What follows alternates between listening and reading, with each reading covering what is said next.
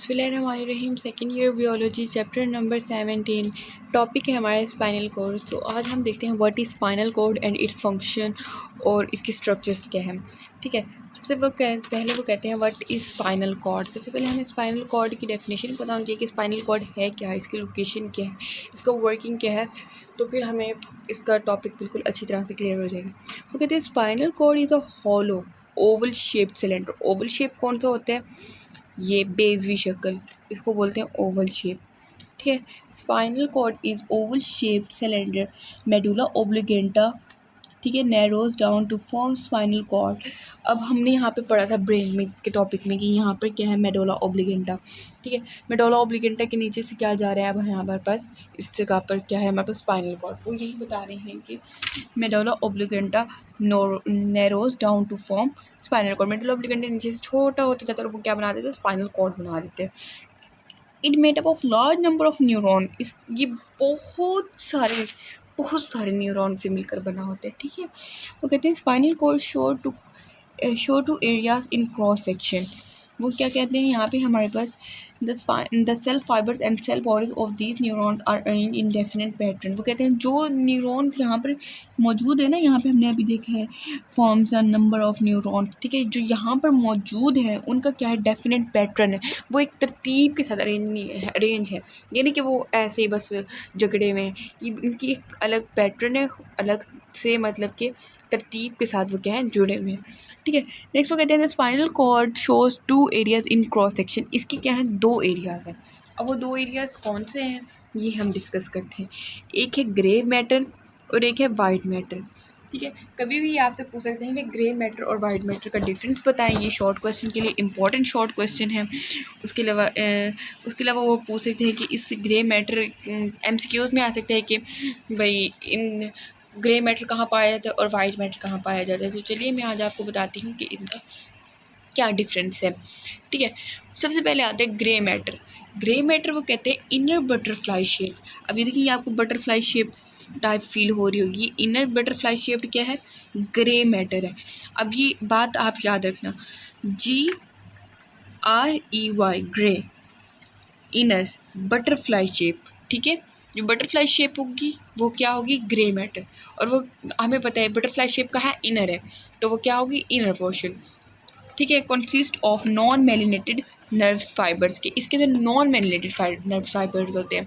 ठीक है, एक तो होते हैं मेलिनेटेड नर्व फाइबर, एक होते हैं नॉन मेलिनेटेड। इधर क्या है, नॉन मेलिनेटेड। ये भी एक इम्पॉर्टेंट पॉइंट है, इसको भी आपने याद करना है।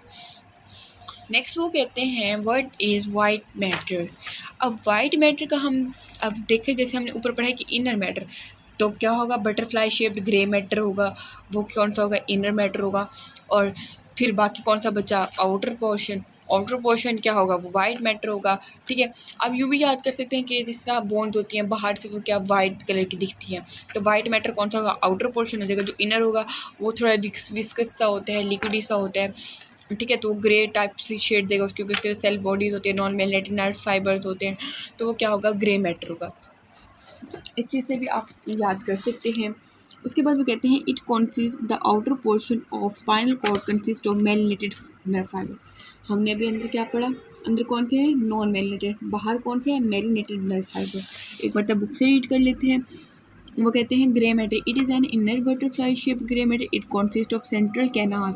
ये किस चीज़ से जुड़ी हुई होती है, इसके अंदर क्या मौजूद होता है, central canal.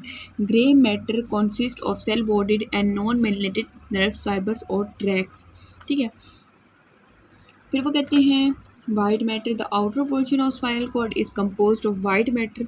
White matter is made up of myelinated nerve fibres और ट्रैक्स। नर्व फाइबर और ट्रैक एक ही बात होती है। ठीक है, अब ये देखें, ये क्या है, ये इनर है, ये क्या है, ग्रे मैटर है, ये क्या है, बटरफ्लाई शेप है, और इसके अंदर क्या है, नॉन मेलिनेटेड नर्व फाइबर, इसके अंदर और क्या है, सेंट्रल कैनाल। ठीक है, और ये किस चीज़ से कम, इसके अंदर और क्या है, सेल बॉडीज़। ठीक है, इसी तरह अब ये क्या है, आउटर पोर्शन, ये क्या है, वाइट मैटर, ये क्या है, नॉन मेलिनेटेड नर्व फाइबर और ट्रैक्स। ठीक है, बात समझ आ गई है। नेक्स्ट इसके फंक्शंस क्या हैं, कि भाई अब ये है जो सही हमारी बॉडी में, तो सवाल तो उठता है कि भाई इसके फंक्शंस क्या है, हमें बताएं इसका फंक्शन क्या है। तो इसके फंक्शन में है, पहला इसके दो काम है, ठीक है।